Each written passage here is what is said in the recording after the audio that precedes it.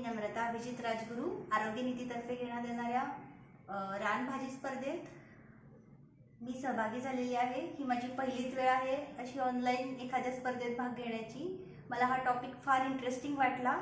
रानभाजी बऱ्याच जणांना माहित पण नाही की रानभाजी कुठल्या कुठल्या आहेत। बऱ्याच प्रकारच्या रानभाज्या अवेलेबल आहेत, पण सध्या फक्त लोकांना मेथी, शेपू, तांदळ एवढ्याच भाज्या ज्ञात आहेत।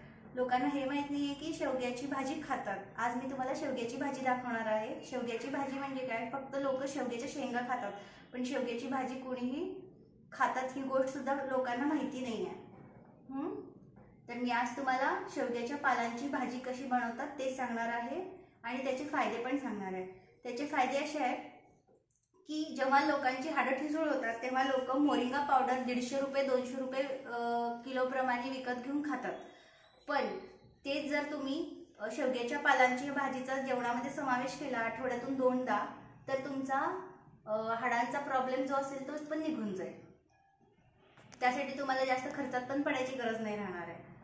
तर मोरिंगा, इंग्लिशमध्ये शेवग्याच्या झाडाच्या पानांना मोरिंगा असे म्हणतात।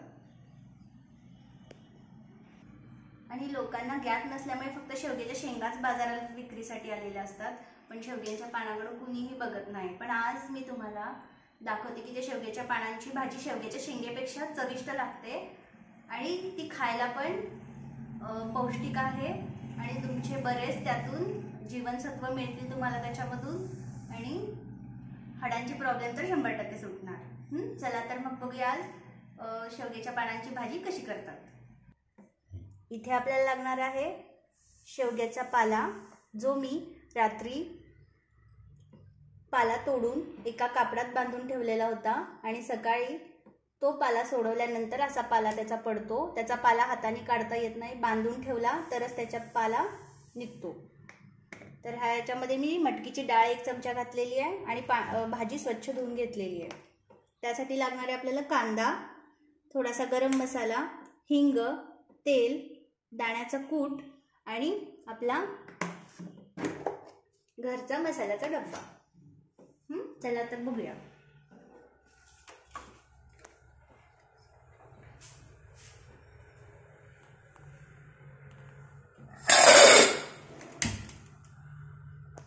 सर्वप्रथम कढई गरम करायला ठेवायची आहे।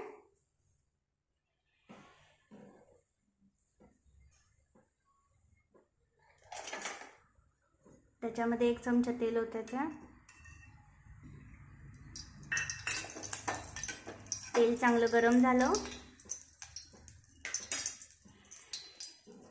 त्याच्यामध्ये जिरं मोहरी टाकायचे थोडे,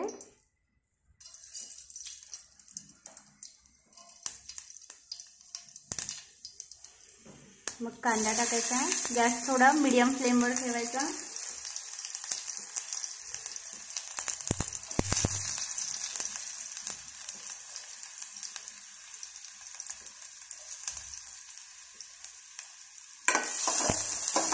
कांदा चांगला लालसर व्हायला लागला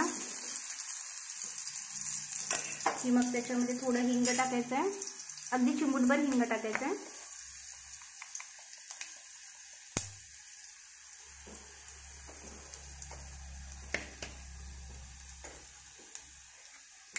थोडासा गरम मसाला,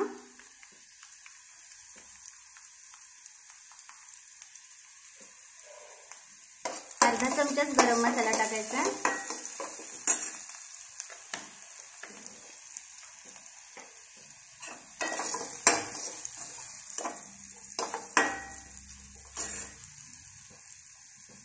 आपला कांदा चांगला लालसर झालेला आहे। आता त्याच्यामध्ये आपण ही धुतलेली भाजी टाकूया। त्याच्यामध्ये 1 चमचा मी मटकी डाळ मिक्स केलेली आहे।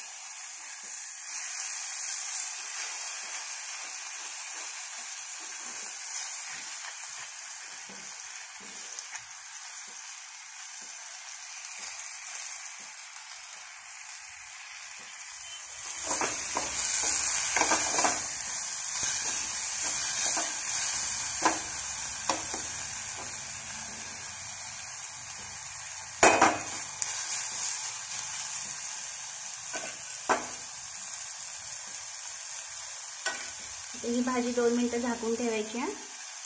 ह्या भाजीचा वास शेवग्याच्या शेंगेसारखाच येतो, छान असा. भाजी चांगली तेलात परतली आहे. आता भाजी शिजण्यापुरतंच थोडंसं पाणी घालायचं आहे, एकदम किंचितसं.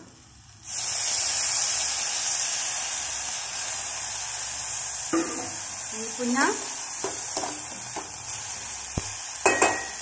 हे झाकून ठेवायचं.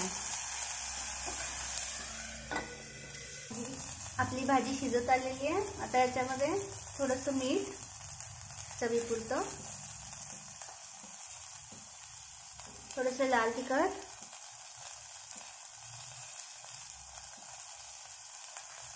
आणि दाण्याचं कूट घालायचं.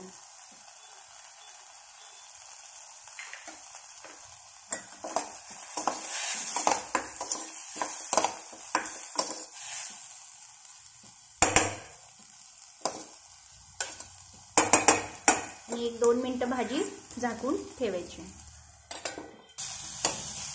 अशा प्रकारे आपली भाजी झालेली आहे. आपली चविष्ट अशी आरोग्यदायी भाजी बनण्यापेक्षा रानभाजी तयार आहे. एकदा नक्की ट्राय करून बघा. थँक्यू.